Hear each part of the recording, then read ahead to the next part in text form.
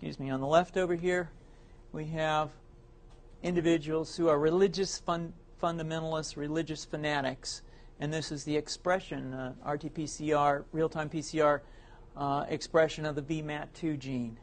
Over here, we have individuals. So let me complete. So over here, we have individuals who are not particularly fundamentalist, not particularly religious, and you can see there's a much reduced expression of this particular gene, the VMAT2 gene. Another evidence that supports our hypothesis for the development of this approach.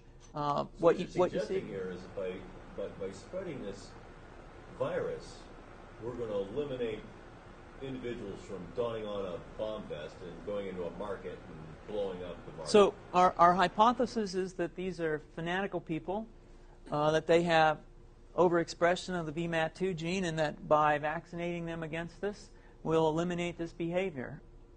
So we have some very, very remarkable data in this next slide.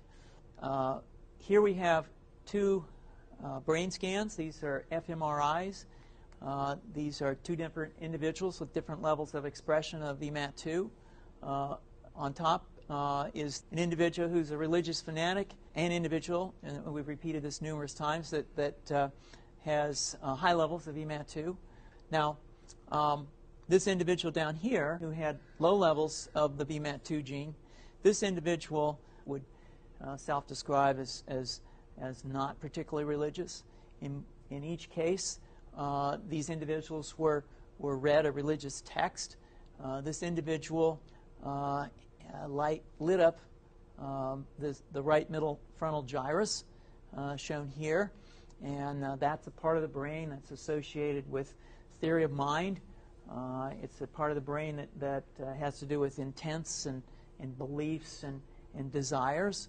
In marked contrast, here's an individual who would not particularly self-describe as religious, and when they're read a religious text, what you see is that this part of the brain called the anterior insula lights up. This is a part of the brain that's associated with disgust or displeasure on hearing something. So you're suggesting I take a CT scan with me when I'm evaluating people to determine whether I put a bullet in their head? So the data that I'm presenting here supports the concept that we're proposing, and I think that we would not propose to do CT scans or fMRIs on individuals out in the hinterlands of Afghanistan. The virus would immunize against this VMAT2 gene, and that would have the effect that you see here, which is it's essentially to turn a fanatic into a normal person. And we think that will have major effects in the Middle East. How would you suggest that this is going to be dispersed? Aerosol?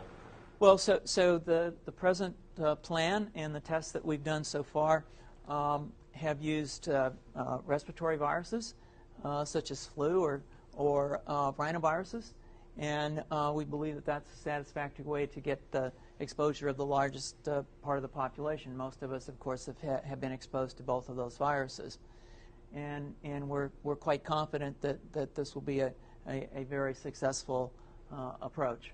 This is fascinating. What's the name of this proposal?